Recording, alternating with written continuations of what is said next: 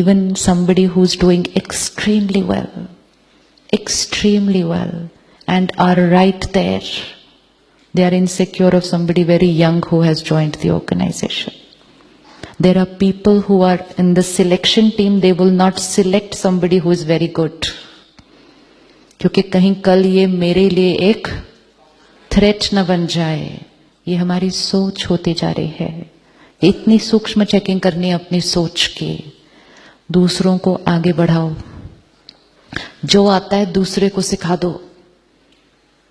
जो आता है दूसरे को सिखा दो.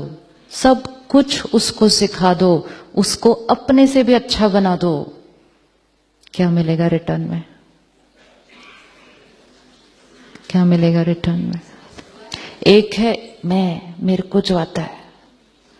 किसी को सिर्फ इतना पूछो, बहन बहुत टेस्टी सब्जी बनाई थी, कैसे बनाई? या कुछ भी नहीं, ऐसे ऐसे डाला, हो गई, खत्म. बताएंगे ही नहीं रेसिपी अपनी. रेसिपी भी नहीं बताएंगे अपनी, क्योंकि मेरे को सारी अप्रिसिएशन तो उस रेसिपी के लिए मिल रही है. और मैंने आपको बता दिया और आपने कुछ एक चीज और ऐड करके मेरे से अच्छी बना दी, तो फिर मेरा क्या होगा सारा? हाँ जी, कोई अपना नहीं बनाता. जितना अगर अपना नहीं बताएंगे, लॉ है, चेक करके देखते हैं. मुझे इतना आता है, मैं किसी को नहीं बता रही, तो मेरा इतना ही रहेगा ये. और किसी को नहीं बताने के कारण से लोग जो मेरे लिए सोचेंगे, क्योंकि मैं उनके साथ कोऑपरेट नहीं करूंगी, उनके साथ शेयर नहीं करूंगी, उनको टीच नहीं करूंगी, तो वो तो मेरी आत्मा की पावर थोड़ी सी और ही घटती जाएगी. अब दूसरा ऑप्शन, जितना आता है वो सबको बताओ.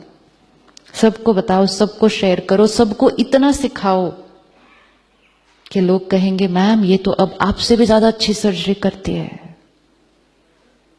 तो फिर इसको क्या हो जाएगा? जो इतना था वो क्या हो जाएगा?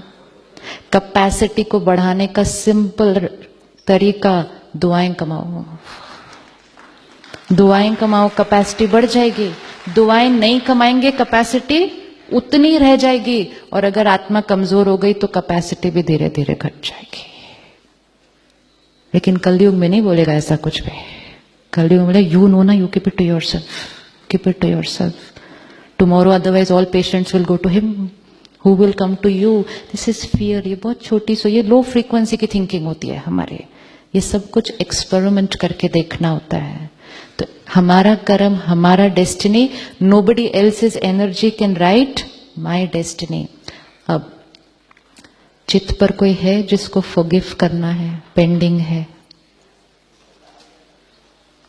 कोई पास्ट कार्मिक अकाउंट जिसको फॉरगिव करना है किसी के पास? कोई नहीं?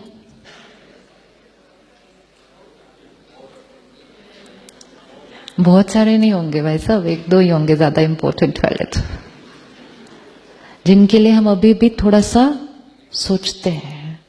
Every thought is going to them, and every time a thought is coming with me, and this energy exchange is going on. This is depleting me.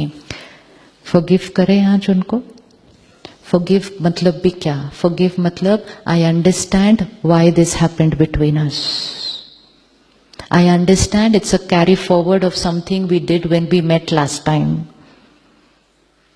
and I choose today to change it. तो actually forgive किसको किया?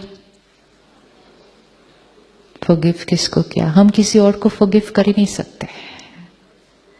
अगर आपने मेरे साथ गलत किया, मेरे पास दो ऑप्शन है, नफरत, हर्ट, और आपके साथ भी गलत.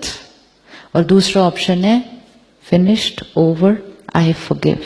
मेरे आई फॉरगिव बोलने से उनके कर्म का कॉन्सिक्वेंस उनके पास आएगा, ये बंद होने वाला नहीं. उनके कर्म का कॉन्सिक्वेंस तो उनके पास आएगा ही.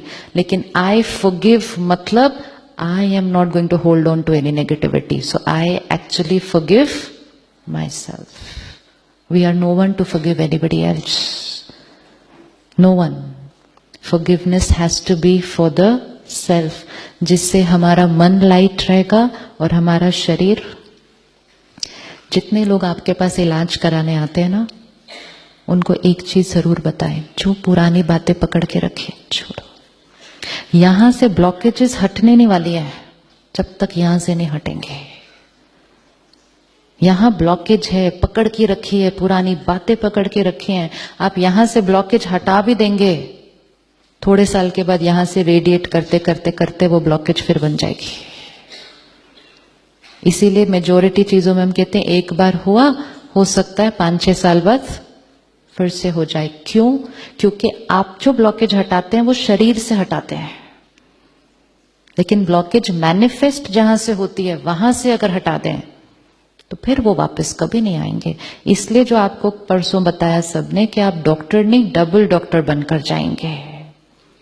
उनका इलाज ऐसा करें जो आपको कॉन्फिडेंस हो कि ये वापस कभी नहीं आएंगे हमारे पास। अगर आप चाहते हैं कि वो वापस कभी ना आए तो क्या चाहते हैं? क्या चाहते हैं?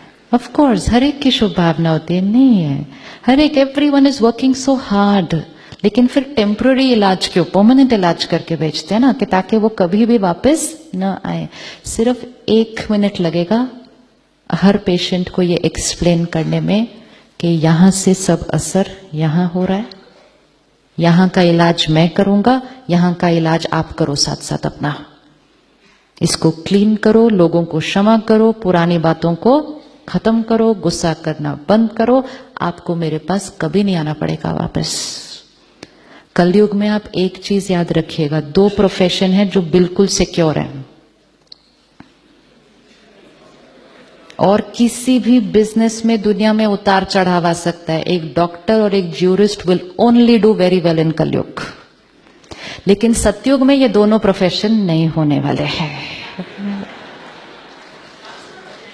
सतयुग में तो डॉक्टर कैसे हो सकता है, और सतयुग में वकील भी कैसे हो सकता है, लेकिन कलयुग में ये दोनों प्रोफेशन,